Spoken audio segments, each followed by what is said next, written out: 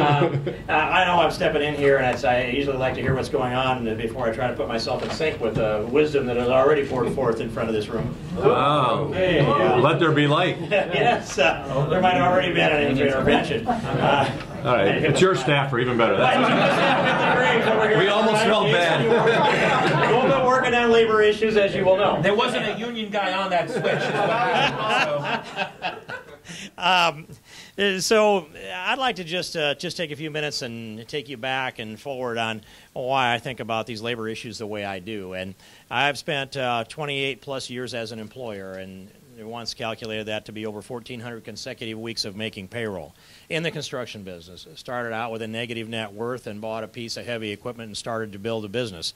I sold that business to my oldest son when I came to Congress.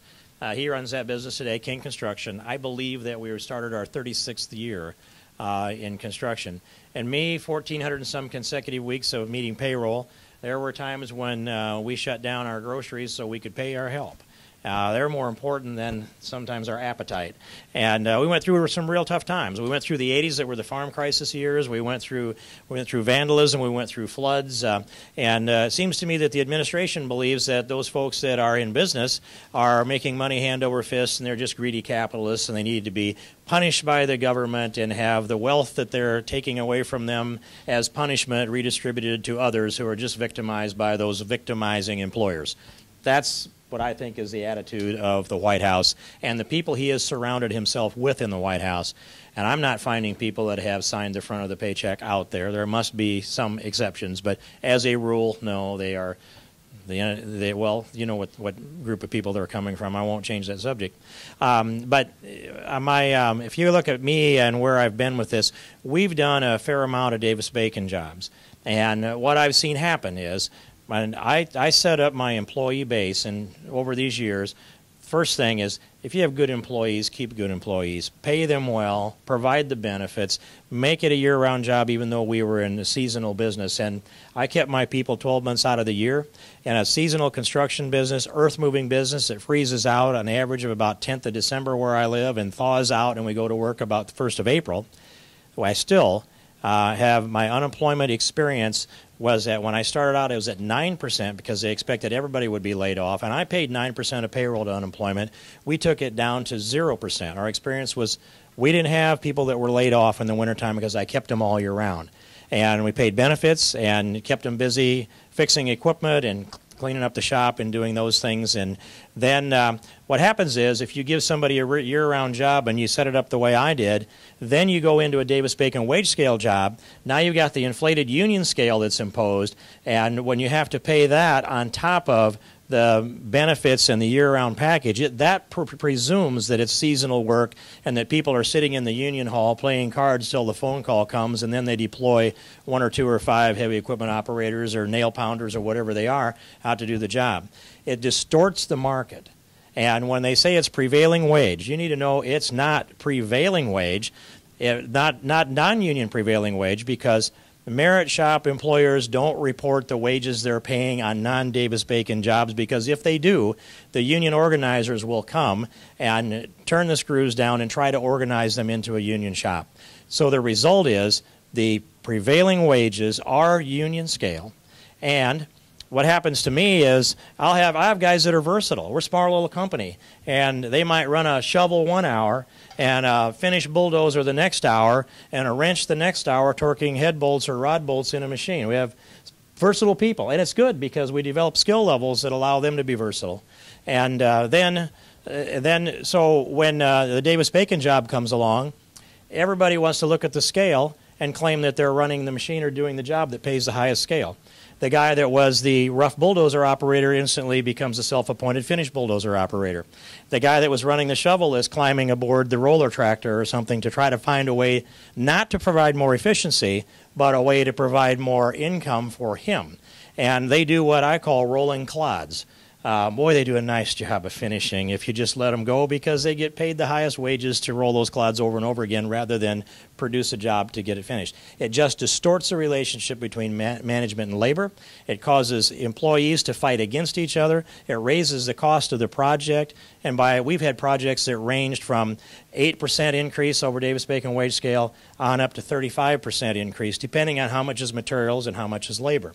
Now, you won't see some of those scores in states that have the mini Davis-Bacon, because already they've imposed those wage scales on their local projects, so you won't see the increase so much. But there is a much greater impact of Davis-Bacon than you'll see scored today, because it has changed the relationship. It's increased the inefficiencies. You can't quantify the inefficiencies. Oh, and by the way, when we go into a project like that, we have to put up the poster that says so. It's a government project and all the lingo on it. And I had a project. It was a sewer lagoon project in Odebolt, Iowa. Before we pulled in on it, it was, I think, maybe around 20-some acres, and it was grown up to buttonweeds. So I sent a man in there with a mower to cut the buttonweeds off so we'd have a nice, clean place to work before we started hauling equipment in. And so he's there. And as soon as he started to mow a place, we had the lowboy coming hauling equipment in to park where the ground was mowed. And my help started to show up. I'm off on another job. And about the time that 4 or 5 of them had arrived there with different pieces of equipment, so did the Region 12 inspector, whose job it is to measure the Davis-Bacon compliance. And by the time I could find my way to that project, he had advised them that if they didn't know what their wage scale was, then their boss, me, was in violation of Davis-Bacon wage scale, and I was subject to a $50,000 fine and 15 years in jail. Now, try to have good graces with your employees when you have a government agent in that fashion, making those presumptions and threatening fines and threatening jail terms, because what? Because we hadn't had our company meeting yet at the beginning of the project, because I was on the way and he got there first. And it caused all kinds of dissension within our ranks. So altogether it's this. If Barney Frank is right, yeah, and that is the biggest if you're going to hear in this room today. But if Barney Frank is right, and government has no business intervening in between a consensual relationship between 2 consenting adults. That's what he says, right? I hear him making it.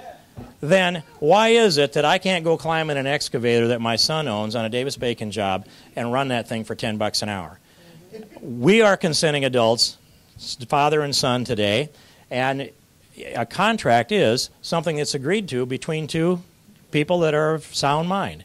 And so we should be able to go to work for whatever price we want to. I oppose the minimum wage too, because it diminishes our freedom. But this is one that distorts the marketplace. If I use the 20% margin on Davis-Bacon increase, and that is that you want to build 4 miles of road or 5? Do you want to build 4 schools or 5? 4 projects or 5? That's the answer. And this is about protectionism, and we've seen the Democrats advance Davis-Bacon in component after component as they won the majority. I want to peel that all out. I want to repeal all the Davis-Bacon, and I have said, and I'll say it again, that I don't get to die until Davis-Bacon is repealed. So that's, I better stop there. Thank you.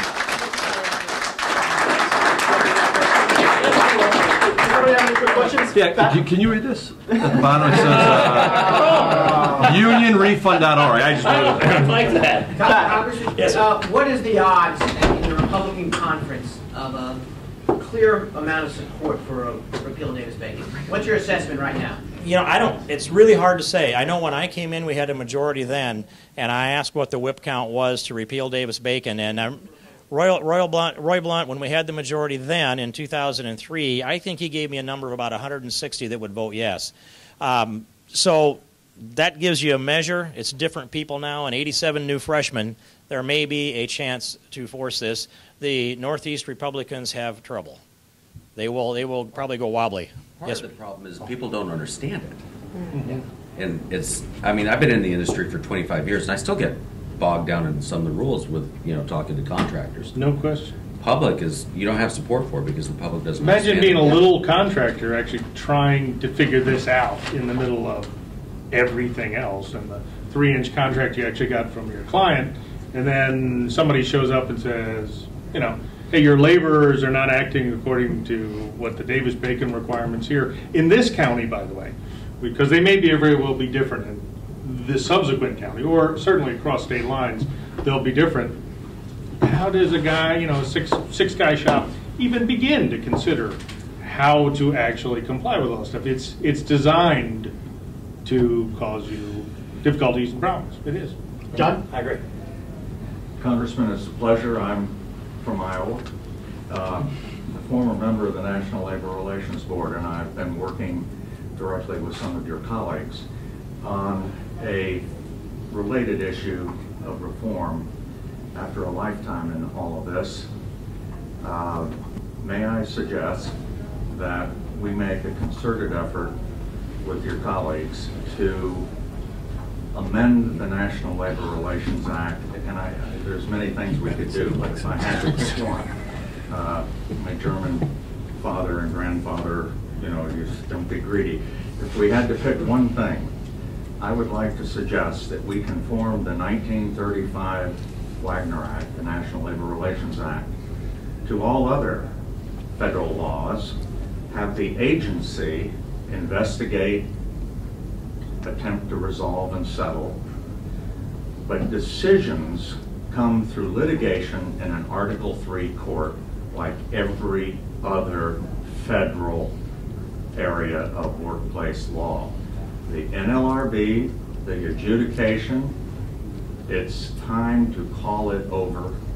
We must go to an Article 3 constitutional federal district court to decide issues. And we can amend other parts of the statute, but that is definitively the top priority, and I would be delighted to chat with you and your staff further on that. Well, would you please do that? And I noticed that the man that was manning the light switch is taking notes here, but you should have confidence anyway. He's a Hillsdale grad, and so I want to take a look into that. And as I understand this now, it could be political appointees making this decision rather than an Article 3 court. So you know, I would agree with that, and I'm happy to take a look here. Maybe we produce a piece of legislation that we have a chance of passing. So, we have time for one more question. If there is one. If there is one. Anybody? Okay, well, hey, I guess that wiped everybody out. Okay, hey, thank you. That was easy work.